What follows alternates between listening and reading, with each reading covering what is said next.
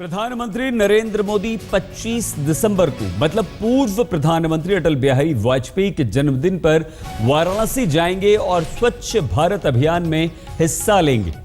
इससे पहले 25 को जाने की बात प्रधानमंत्री की तरफ से बाहर आई है। स्वच्छता मिशन के लिए वाराणसी जाएंगे और 25 दिसंबर को ही पूर्व प्रधानमंत्री अटल बिहारी वाजपेयी का जन्मदिन है, जिसे कि गुड गवर्नेंस डे के रूप में भी मनाया जाएगा। इससे पहले बीजेपी संसदीय दल की बैठक में 25 दिसंबर को गुड गवर्नेंस के रूप में बनाने का फैसला किया गया है। बीजेपी ने यह भी फैसला किया है कि गुड गवर्नेंस पर चर्चा के लिए बीजेपी सांसदों को 3 समूहों में बांटा जाएगा। पहले समूह में वो सांसद होंगे जो 3 से ज्यादा बार जीते होंगे। प्रधानमंत्री नरेंद्र मोदी का लक्ष्य उन्होंने रखा था 2019 में महात्मा गांधी की 150वीं जयंती में स्वच्छ भारत का सपना, और उस सपने को साकार करने के लिए ये आगे बढ़ाया जा रहा है कार्यक्रम।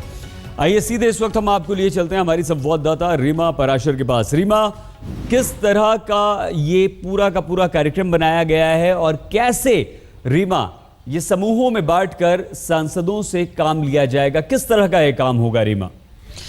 देखिए, प्रधानमंत्री नरेंद्र मोदी ने सीधे तौर पर आज जब बीजेपी संसदीय दल की बैठक हुई तो उसमें सबको संदेश दे दिया है कि 25 दिसंबर को एक ऐतिहासिक दिन के तौर पर मनाया जाए। देश भर में जितने भी बीजेपी के सांसद हैं वो सब अपने इलाकों में जाएंगे और कम से कम 1 घंटा श्रमदान करेंगे और खुद प्रधानमंत्री नरेंद्र मोदी भी अपनी कंस्टिट्यूंसी यानी कि वाराणसी जाएंगे और 1 घंटे तक वहाँ पर स्वच्छता अभियान में हिस्सा लेंगे, खुद श्रमदान करेंगे। और ऐसी ही सलाह उन्होंने तमाम बीजेपी के जो सांसद हैं उनको दी है। और ये कार्यक्रम कि किस तरह से गुड गवर्नेंस को लेकर बात आगे बढ़ाई जाए, इसे लेकर कल से बैठकों का दौर शुरू होगा। जैसा कि अभी आपने भी बताया कि 3 कैटेगरी में सांसदों को बांटा गया है। 3 बार जो जीत कर आए हैं वो एक कैटेगरी में रहेंगे, दूसरे हिस्से में 3 से कम, और जो अंतिम कैटेगरी है उसमें 1 बार जो पहली बार जीत कर आएंगे वो रहेंगे। तो 3 दिन तक लगातार बैठक होगी। राजीव प्रताप रूढ़ी और अनंत कुमार को इसका जिम्मा दिया गया है। वो सांसदों के साथ बातचीत करेंगे और उसके बाद खाका तैयार किया जाएगा कि 25 दिसंबर को किस तरह से गुड गवर्नेंस के तौर पर आगे ये सरकार अपने कामकाज को लेकर जाएगी।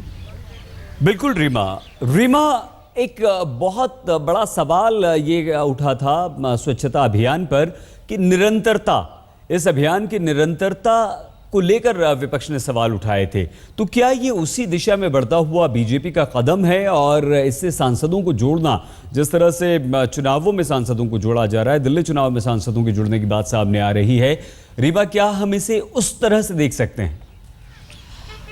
बिल्कुल, देखिए, नरेंद्र मोदी ने इसे अपनी मुहिम के तौर पर अब रख लिया है स्वच्छता अभियान को। और जब वो पिछली बार भी पहली बार अपनी कंस्टिट्यूंसी में जीतने के बाद, प्रधानमंत्री बनने के बाद गए थे, तब भी उन्होंने जाकर 80 घाट पर स्वच्छता अभियान में भागीदारी ली थी और वहां पर कहा था कि वो अब लगातार निगरानी रखेंगे कि किस तरह से इस काम को आगे बढ़ाया जा रहा है। और इस बार भी वो ये मौका नहीं चूक रहे हैं और खुद वो 25 तारीख को जाएंगे, जबकि अटल बिहारी वाजपेयी का जन्मदिन है। और इसके अलावा जो एक और अहम बात है वो ये है कि राज्यसभा के सांसदों को भी अब नरेंद्र मोदी ने काम पर लगा दिया है और उन सभी से कहा है कि वो भी लोकसभा के सांसदों की तरह एक-एक क्षेत्र अडॉप्ट करें और वैसे इलाकों पर जाकर काम शुरू करें जहां पर बीजेपी कभी सत्ता में नहीं आई है। तो अब ना सिर्फ लोकसभा के सांसद बल्कि राज्यसभा के सांसदों को भी नरेंद्र मोदी ने एक नया काम जो है वो एक अनोखा काम दे दिया है। बहुत धन्यवाद आपका।